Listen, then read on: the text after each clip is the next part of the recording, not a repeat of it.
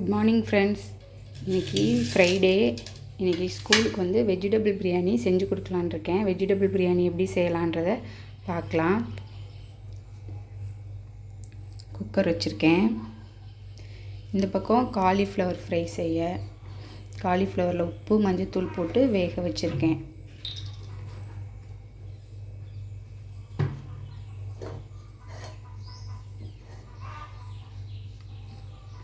Cooker காஞ்சிடுச்சு.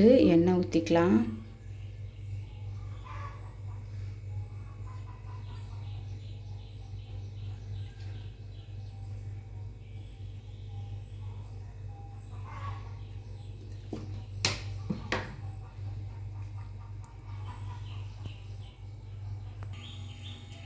எண்ணெய் காஞ்சிடுச்சு. ஸ்பைசி ஐட்டம்ஸ் போட்டுக்கலாம். பட்டை, கிராம்பு, ஏலக்காய், கல்பாசி, ஒரு இலை, ஜீரகம், சோம்பு. உங்களுக்கு எவ்வளோ ஸ்பைசி ஐட்டம்ஸ் வேணும் அதுக்கு தகுந்த மாதிரி போட்டுக்கோங்க.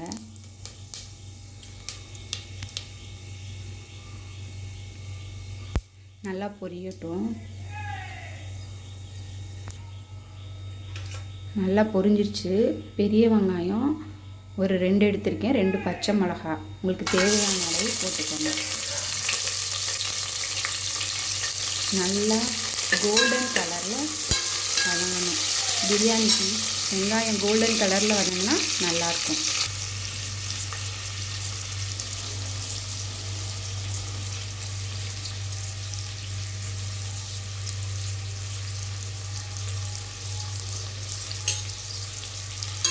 நல்லா கோல்டன் கலரில் வதக்கிக்கோங்க.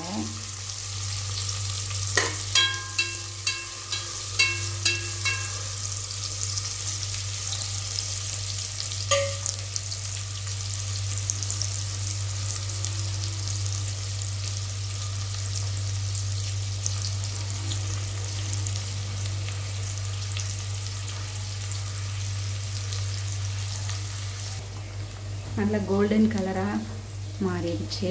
இப்போ நம்ம இஞ்சி பூண்டு பேஸ்ட் போட்டுக்கலாம்.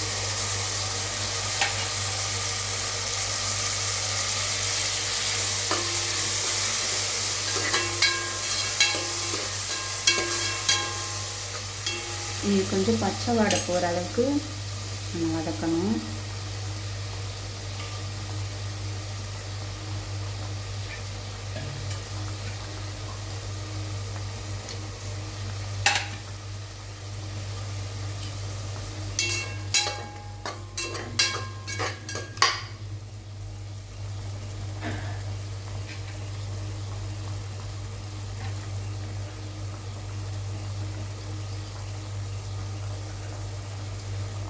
பிரியாணிக்கு தேவையான அளவுக்கு புதினா, கொத்தமல்லி போட்டுக்கலாம்.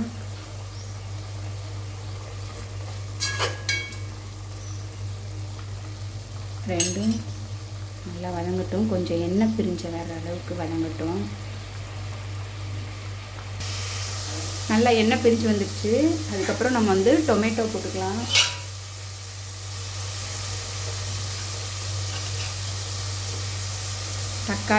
தக்காளி வந்து 1.5 தக்காளி எடுத்துருக்கேன்.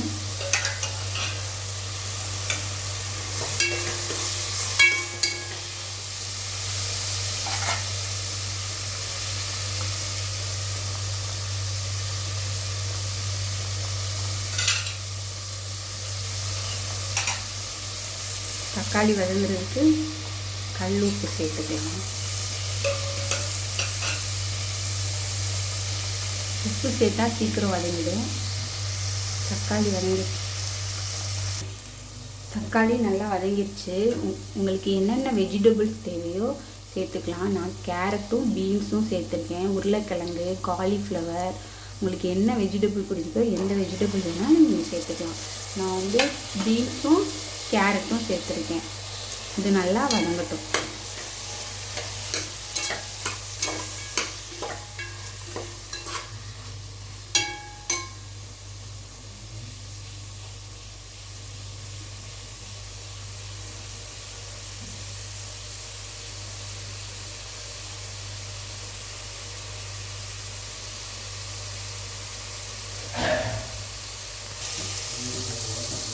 வெஜிடபிள் நல்லா வதங்கிடுச்சு. நீங்கள் சோயா கூட போட்டுக்கலாம். சோயா போட்டாலும் நல்லாயிருக்கும்.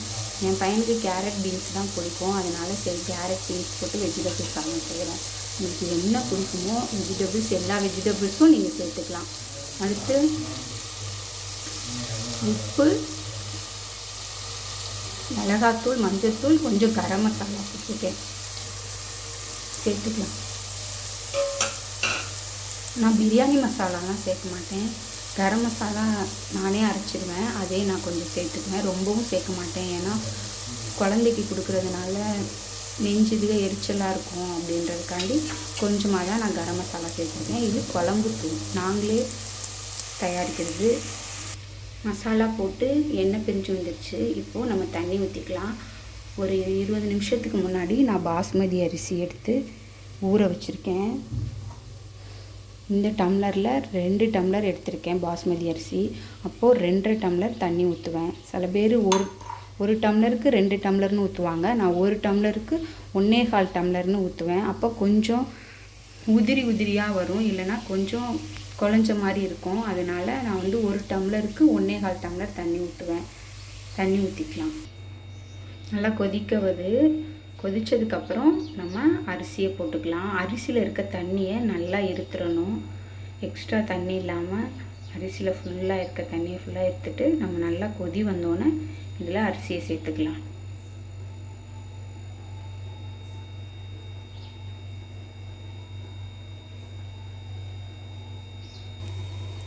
நல்லா கொதி வந்துருச்சு. நம்ம இப்போது அரிசியை சேர்த்துக்கலாம். நான் அரிசியில் இருக்க தண்ணியை ஃபுல்லாக நல்லா எடுத்துட்டு வச்சுருக்கேன். நம்ம இப்போது இதில் உள்ள இதுக்கு அரிசியை நம்ம சேர்த்துக்குவோம். அரிசி போட்டுட்டேன். அரிசி போட்டதுக்கப்புறம் தண்ணி இந்த அரிசியை விட கொஞ்சம் 1 இன்ச்சு தான் மேலே இருக்கணும். ரொம்பவும் தண்ணி இருந்ததுன்னா பாஸ்மதி அரிசி குழஞ்சி போயிடும், அப்புறம் பிரியாணி நல்லா இருக்காது. கொஞ்சம் உதிரியாக இருந்தால் தான் நல்லாயிருக்கும். அதனால் நல்லா கொதிக்கட்டும். கொதித்ததுக்கப்புறம் நம்ம தம் போட்டுடலாம். பிரியாணி 3/4 வெந்துருச்சு அரிசி. இப்போது இந்த ஸ்டேஜில் நான் என்ன தம் போடுவேன்னா, ஒரு தோசைக்கல்லை நல்லா சூடு பண்ணி வச்சுருக்கேன். சூடு பண்ணி சிம்மில் வச்சுட்டேன். இப்போ இதை மூடி இதை தூக்கி அது மேலே வச்சுட்டு க்ளோஸ் பண்ணிவிடுவேன். அவ்வளோதான், தம் ஆகிடும். நான் குக்கர் மூடியெலாம் போட்டு மூட மாட்டேன், மேலே இது வச்சு மூடிடுவேன். இப்படி இந்த மாதிரி மூடிடுவேன். குக்கர் மூடி போடாமல் குக்கரும் போடுவேன். இந்த மாதிரி மூடிட்டு ஒரு 10 நிமிஷம் வச்சு எடுத்தால் நல்ல பிரியாணி நல்லா வெந்திருக்கும், உதிரியாகவும் இருக்கும். பிரியாணி ரெடி ஆயிடுச்சு. இப்போ பார்க்கலாம். பாருங்கள் எப்படி இருக்கு, சூப்பராக இருக்கும், உதிரியாக. இதே மாதிரி நீங்களும் செஞ்சு பாருங்கள். செஞ்சு பார்த்துட்டு எப்படி வந்ததுன்னு எனக்கு கமெண்டில் சொல்லுங்கள். என் சேனலை சப்ஸ்கிரைப் பண்ணுங்கள், லைக் பண்ணுங்கள், ஷேர் பண்ணுங்கள்.